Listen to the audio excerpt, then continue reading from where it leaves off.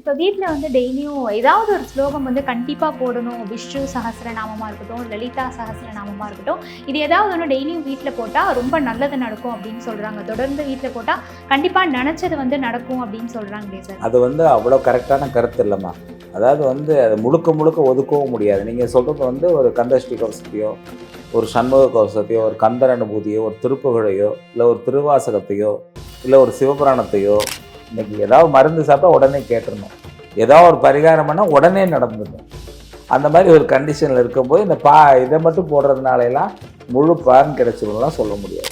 இதெல்லாம் வீட்டில் வந்து உடனே நீ மருதாணி வைத்து வெண்கடையும் சேர்த்த உடனே மறுநாள் நீ கோடீஸ்வரன் ஆகிடுவேன்னு சொன்னால் தப்பு. அதெல்லாம் ஆக முடியாது. வாசலில் சாமி படத்தை மாட்டி வச்சா என்ன அர்த்தம் அப்படின்னா, ஆமாம், வாசலில் சாமி படமே மாட்டக்கூடாது. ஏன்னா யானை வந்து ஒரு விசேஷமான பிராணி. ஏன் தெரியுமா? அது சுழுமுனை சுவாசி. நமக்கு வந்து வலது நாசியில் கொஞ்ச நேரம் மூச்சு ஓடும், இடது நாசியில் கொஞ்ச நேரம் ஓடும், ரெண்டு நாசிலையும் சேர்த்து ஓடும் கொஞ்ச நேரம்.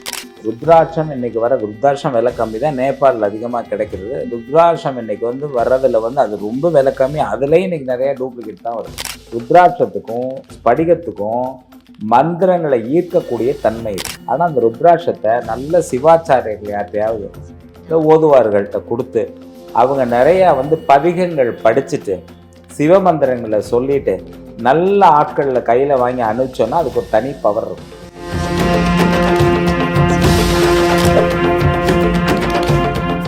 பக்தி பிரைம் நேர்களுக்கு வணக்கம்.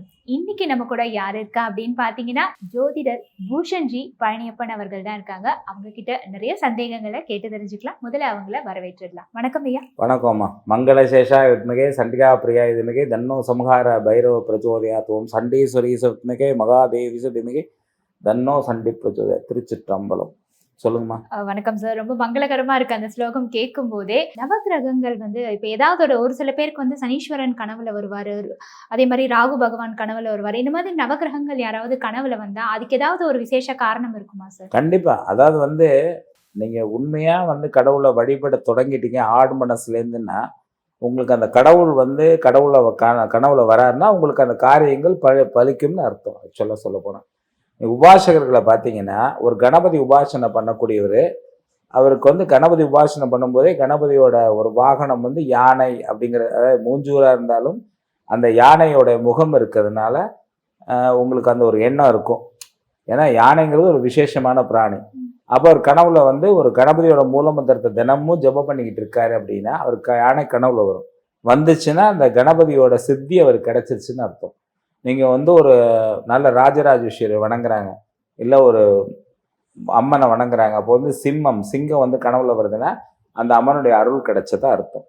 அதனால் ஆழ் மனசில் வழிபடும் போது அந்த கடவுள் கனவுல வரலாம். கண்டிப்பாக அதில் மாற்றம் இல்லை. இப்போ வீட்டில் வந்து டெய்லியும் ஏதாவது ஒரு ஸ்லோகம் வந்து கண்டிப்பாக போடணும். விஷ்ணு சஹஸ்ரநாமமாக இருக்கட்டும், லலிதா சஹஸ்ரநாமமாக இருக்கட்டும், இது ஏதாவது ஒன்று டெய்லியும் வீட்டில் போட்டால் ரொம்ப நல்லது நடக்கும் அப்படின்னு சொல்கிறாங்க. தொடர்ந்து வீட்டில் போட்டால் கண்டிப்பாக நினச்சது வந்து நடக்கும் அப்படின்னு சொல்கிறாங்களே சார். அது வந்து அவ்வளோ கரெக்டான கருத்து இல்லைம்மா. அதாவது வந்து அது முழுக்க ஒதுக்கவும் முடியாது. நீங்கள் சொல்கிறது வந்து ஒரு கந்தஷ்டி கவசத்தையோ, ஒரு சண்முக கவசத்தையோ, ஒரு கந்தர் அனுபூதியோ, ஒரு திருப்புகழையோ, இல்லை ஒரு திருவாசகத்தையோ, இல்லை ஒரு சிவபுராணத்தையோ, இல்லை ஒரு ஏதோ ஒரு இது வச்சுப்போமே, இந்த மாதிரி ஒரு சுவாமியோட பாடல்களோ இல்லை மந்திரங்களோ போடுறீங்கன்னு வைங்க. அது போடுறதுனால அதை கேட்கறதுனால நீங்கள் கேட்டுக்கிட்டே வேற வேலை பார்த்துட்டே இருப்பீங்க. இன்னைக்கும் பார்த்தீங்கன்னா நிறைய பேர் பூஜை ரூமில் உட்காந்துட்டு மந்திரம் சொல்கிறாங்கன்னு வச்சுப்போம். காக்க காக்க கனகவேல் காக்க நோக்க நொடியில் நோக்கப்போ குக்கர் ஆஃப் பண்ணிவிடு, நோக்க நொடியில் நோக்கத்தி அப்படின்னு சொல்லி தாக்க தடையிற தாக்க, அங்கே டிவி ஆஃப் பண்ண, இந்த பால்காரன் வந்திருக்க அப்படி பேசிக்கிட்டே பண்ணுவாங்க. அதில் ஒரு பிரயோஜனமே கிடையாது. பண்ணால் அந்த 20 நிமிஷம் அரை மணி நேரம் அமைதியாக உட்காந்து பண்ணணும். பாட்டு கேட்கும்போது எதாவது பேசிக்கிட்டே வேறு ஏதாவது ஒரு ஸ்லோகத்தை போட்டு ஏதோ ஒன்று பண்ணிகிட்டு இருப்பாங்க. முழுக்க அது பலன் தர்றதுக்கு வாய்ப்பு கிடையாது. நீங்கள் சில நேரத்தில் கவனிச்சிங்கன்னா, நீங்கள் நிறைய விஷயம் நான் பேசுகிறது மனம் சார்ந்த விஷயமாகவே இருக்க மாதிரி தோணும். ஆனால் அதான் உண்மை. ஆழமாக கவனிச்சிங்கன்னா அதான் உண்மை. நீங்கள் வந்து நல்ல காலையில் எந்திரிக்கிறீங்க, தூங்கி எந்திரிக்க போகிறீங்க. அப்போ உங்கள் மனசு வந்து எப்படி இருந்தாலும் உங்கள் மனம் வந்து அதாவது ஒரு அவேக்கனிங் ஸ்டேஜில் இருக்கும். லைட்டாக அந்த அவேக்கனிங் ஸ்டேஜில் இருக்கும். ஒரு 28 நிமிஷம் கணக்கு சொல்கிறாங்க, ஒரு 20 நிமிஷம் இருக்கலாம் வச்சுக்கோங்க. இந்த 20 நிமிஷத்துக்குள்ளே நீங்கள் எங்கேயோ ஒரு இடத்துல கந்தஷ்டி கோசமாக ஏதோ ஒன்று பாடல் கேட்குது. அப்போ உங்களுக்கு என்னென்னா ஒரு ஆனந்தமாக இருக்குது அதை கேட்குறதுக்கு. மனசார கேட்குறீங்க, ஒரே சந்தோஷமாக இருக்குது. அப்போ நீங்கள் ஒரு முடிவு எடுக்கிறீங்க, இனிமேல் நம்ம கந்தஷ்டி கோசத்தை போட்டு கேட்டுருவோம் அப்படின்ட்டு. மறுநாள் வந்து நீங்கள் எந்திரிச்சதுக்கப்புறம் கந்தஷ்டி கவசம் போட்டிங்கன்னா இதே ஆழ்மனம் அங்கே போகாது. அன்னைக்கு இருந்த மனநிலை வேறவா இருக்கும். அன்னைக்கு வந்து உங்களுக்கு நல்லா இருந்த மாதிரி இருக்கும், எல்லாமே நல்லாவும் இருக்கும் உண்மையிலே. ஏன்னா மனம் அதில் லயிச்சிருச்சு ஆக்சுவலாக. அன்னைக்கு ஃபுல்லாகவே உங்களுக்கு நல்லா இருக்கும். மறுநாள் நீங்களே வாங்கிட்டு வந்து மெனக்கட்டு போட்டு கேட்டிங்கன்னா அதில் உங்கள் மனம் லயிக்கவே இல்லைக்காது. ஸோ அதனால் அதை போட்டு கேட்டிங்கன்னா எல்லாமே உங்கள் வீட்டில் சரியாயிடும்னு சொல்லும்போது எல்லாருக்கும் சந்தோஷமாக இருக்கும். ஆனால் 10 பேர் போட்டு 5 பேர் என்ன சொல்லுவாங்க, எதையாவது உளறிக்கிட்டு இருக்காரு, இதை சொல்கிறத கேட்டு போட்டோம்னா ஒன்றும் நடக்கலாம் அப்படின்பாரு. ஏன்னா உடனே பலன் எதிர்பார்க்குறாங்க. இன்னைக்கு ஏதாவது மருந்து சாப்பிட்டா உடனே கேட்டுடணும், ஏதாவது ஒரு பரிகாரம் பண்ணால் உடனே நடந்துடணும். அந்த மாதிரி ஒரு கண்டிஷனில் இருக்கும்போது இந்த இதை மட்டும் போடுறதுனால எல்லாம் முழு பலன் கிடைச்சிரும்லாம் சொல்ல முடியாது. ஒரு சிலருக்கு கிடைக்கலாமே, ஒரு 50% பலன் கிடைக்கலாம், அப்படிதான் எடுத்துக்க முடியும்.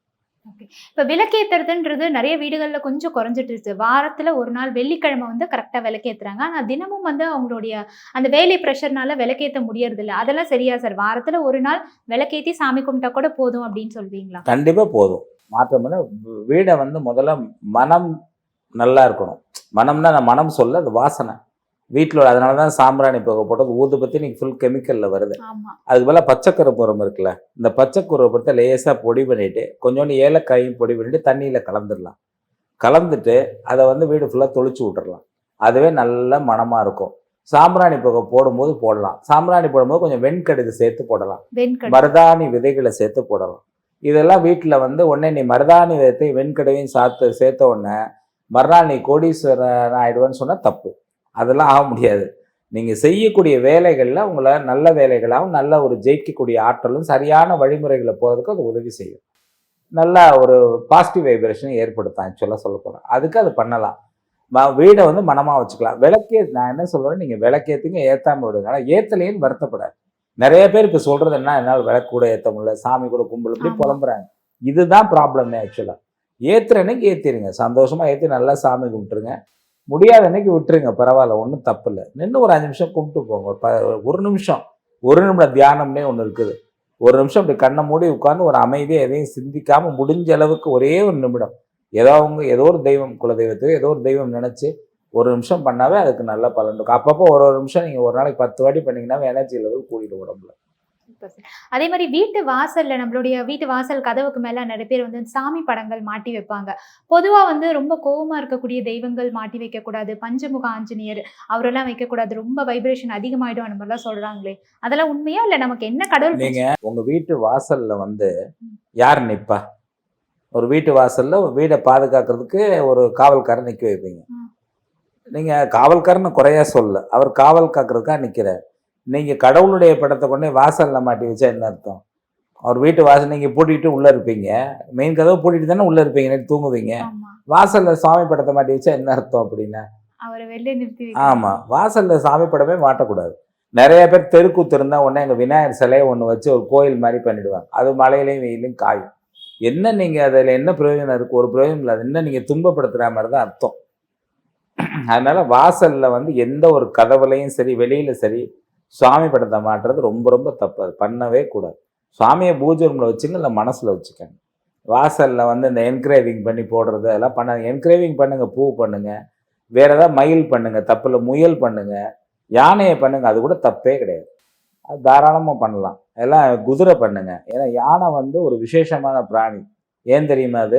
அது சுழுமுனை சுவாசி. அது நமக்கு வந்து வலது நாசியில் கொஞ்ச நேரம் மூச்சு ஓடும், இடது நாசியில் கொஞ்ச நேரம் ஓடும், 2 நாசிலையும் சேர்த்து ஓடும் கொஞ்ச நேரம். அது 24 மணி நேரம் 2 இதுலேயும் சுவாசம் பண்ணக்கூடியது சுழுமுனை சுவாசி யானை. அதனால தான் யானைகிட்ட போய் ஆசீர்வாதம் வாங்குறது. யானைகிட்ட போய் ஒரு காரியத்தை நினச்சி ஆசீர்வாதம்லாம் நடக்கும்னு சொல்கிறதுக்கான சுழுமுனை சுவாசி. ஒவ்வொரு பிராணிக்கும் ஒரு விசேஷம் இருக்குது ஆக்சுவலாக. இதில் வந்து யானை, மயில், இதுக்கெல்லாம் ஒரு விசேஷம் இருக்குது ஆக்சுவலாக. அதனால தான் யானைகிட்ட வாங்க. யானை படத்தை வைங்க, குதிரை படத்தை வைங்க, தப்பே இல்லை. குதிரை வந்து ஓடுற ஸ்டைலில் இல்லாமல் அதோட முகம் மட்டும் தெரிகிற மாதிரி வைங்க, நல்லதே நடக்கும் கண்டிப்பாக. அது வடக்கு பார்த்த வீடு, கிழக்கு பார்த்த வீட்டுக்கு அந்த மாதிரி வைங்க, நல்லதே நடக்கும் கண்டிப்பாக, நல்லா இருக்கும். ஆனால் சுவாமி படத்தை வெளியில் வைக்காதீங்க, வெளியில் வைக்கக்கூடாது. இப்போ ருத்ராட்சம் அப்படின்னு எடுத்துக்கிட்டோன்னா, முன்னாடியெல்லாம் ருத்ராட்சம் வந்து யார் யார் போடணும் அப்படின்னு ஒரு நம்பிக்கை வச்சுருந்தாங்க. இப்போ எல்லாருமே போட ஆரம்பிச்சிட்டாங்க. ஏன்னா அது போடுறதுனால ஒரு மன நிம்மதி கிடைக்குது அப்படின்னு சொல்லிட்டு கையில் போட்டுக்கிறாங்க. கழுத்தில் ஒரு ருத்ராட்சம் அந்த மாதிரி ஆண்கள் பெண்கள் எல்லாரும் போடுறாங்க இல்லையா? அதெல்லாம் சரியா சார்? 2 விஷயம் இருக்குமா. ருத்ராட்சம் இன்னைக்கு வர்றது, ருத்ராட்சம் விலை கம்மி தான், நேபாளில் அதிகமாக கிடைக்கிறது. ருத்ராட்சம் இன்னைக்கு வந்து வர்றதுல வந்து அது ரொம்ப விலை கம்மி. அதுலேயும் இன்னைக்கு நிறைய டூப்ளிகேட் தான் வருது. ஆமா. அதுக்கு பேர் பத்ராட்சம்னு பேர். பத்ராட்சம். அது வந்து வேலை செய்யாது. ருத்ராட்சம் வந்து போட்டாலுமே அதை போட்டு இதை செய்யாத அதை செய்யாது மனக்கட்டுப்பாட்டுக்காக போடுறது. அதை போட்டு நீங்கள் எதாவது செஞ்சால் ஒன்றும் ஆக போகிறதில்ல. நான் அப்படி சொல்லக்கூடாத நான் சொல்கிறேன், இருக்கிறத ஓப்பனாக சொல்கிறேன். ஒன்றும் ஆகாது, ஒரு கெடுதல் நடக்காது. நீங்கள் ஏன்னா ருத்ராட்சத்தை போட்டு யாருக்காவது கெடுதல் நினச்சிங்கன்னா கெடுதல் விருத்தி ஆகிட்டே போயிட்டுருக்கும். அவருக்கு இல்லை, உங்களுக்கு. அது சரியாக வராது. எதுக்காக அந்த ருத்ராட்சம் போட்டு நீ அதை சாப்பிடக்கூடாது இதை சாப்பிடக்கூடாதுலாம் சொன்னாங்களே தவிர, அது எதுக்காக ஒரு மனக்கட்டுப்பாட்டுக்கு தான் நம்ம மாலை போடுறது. மாலை போட்டாச்சு நான் இதை தொடமாட்டேன் அப்படின்னு ஒரு மனக்கட்டுப்பாடு வந்துடும். நீங்கள் நிறைய பேர் பார்த்தீங்கன்னா மது அருந்தக்கூடியவர்கள் ஒரு 48 நாள் இந்த மாலையை போட்டு துளசி மாலையை ருத்ராட்சமாக போட்டு மனக்கட்டுப்பாட்டோடு இருப்பாங்க. அந்த 48 நாள் தொடமாட்டாங்க. ஒரு கண்டிஷன், அது ஒரு மன அமைப்பு கொண்டாடப்பட்ட ஒரு விஷயம். ருத்ராட்சத்துக்கு பெரிய சக்தி இருக்குது, அதில் மாற்றமே கிடையாது. ஆனால் அந்த ருத்ராட்சத்தை நல்ல சிவாச்சாரியர்கள் யார்ட்டையாவது இல்லை ஓதுவார்கள்ட்ட கொடுத்து அவங்க நிறையா வந்து பதிகங்கள் படிச்சுட்டு சிவமந்திரங்களை சொல்லிட்டு நல்ல ஆட்களில் கையில் வாங்கி அனுப்பிச்சோன்னா அதுக்கு ஒரு தனி பவர் இருக்கும். ருத்ராட்சத்துக்கும் ஸ்படிகத்துக்கும் மந்திரங்களை ஈர்க்கக்கூடிய தன்மை இருக்கு. அது மந்திரத்தை ஈர்த்து வச்சுக்கும். அப்படி வாங்கி போட்டிங்கன்னா அந்த ருத்ராட்சத்துக்கு பலன் இருக்கும். ருத்ராட்சம் ஒரிஜினலாக இருக்கும்.